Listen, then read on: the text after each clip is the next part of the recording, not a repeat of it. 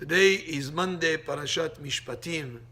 Parashat of this week includes many mitzvot. It covers a whole gamut of subjects, but today we'll focus on the idea of the mitzvah, the prohibition to eat what's called the terefa.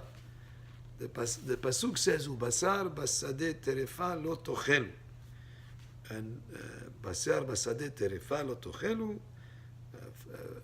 Flesh of an animal torn in the field you shall not eat. What is it referring to? Well, of course, first of all, only certain animals we're allowed to eat. For instance, cows we're allowed to eat, sheep, goats. But even the animal that we're allowed to eat has to be slaughtered in a certain way. And if it's slaughtered in a way that is not kosher, it's called a nevela.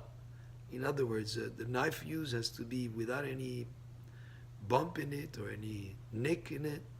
It has to be done in a certain way. There is a whole Masechet Chulin in Gemara that describes how the shechita should be done.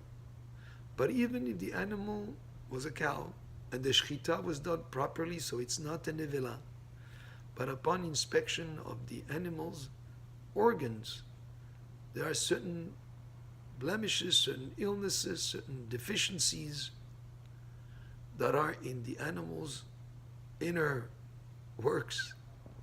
That animal is called a terefa, not allowed to eat it.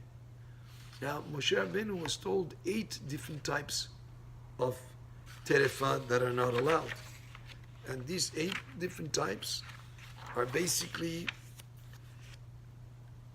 major categories, and they have subcategories. And those are derusa, which means clawed. If an animal was clawed by, let's say, a wolf or a lion, and the lion or the wolf stuck its claws in that animal, then that animal is terefa, not allowed to eat it. How about nekuva, punctured? If upon inspection of the lungs, you discover that there was a hole in the lung, there was a puncture there, or a puncture in the intestines, for instance, that animal is not allowed to be eaten. It's called a terefa. Or chasera. What is chasera? It's deficient. It's missing a certain part of a vital organ.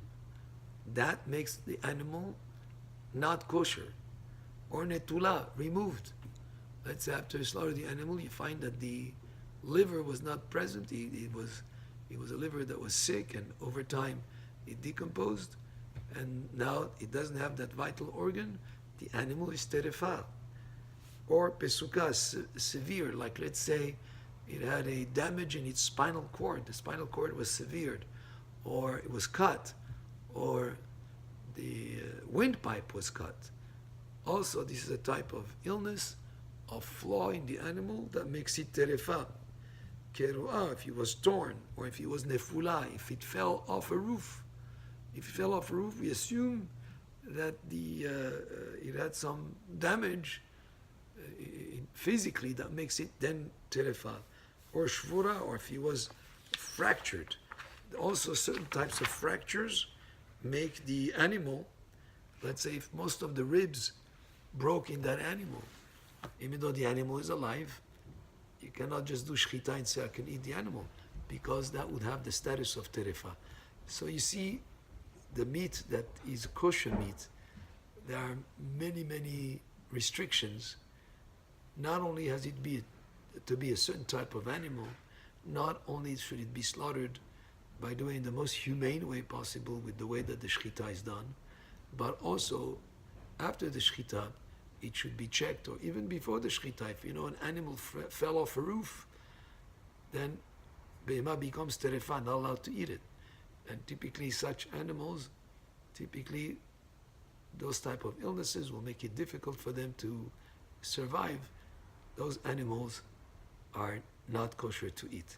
So when you have a certified meat as being kosher, these things would have been checked, and that's how we hold to a much higher standards than the FDA, the Food and Drug Administration.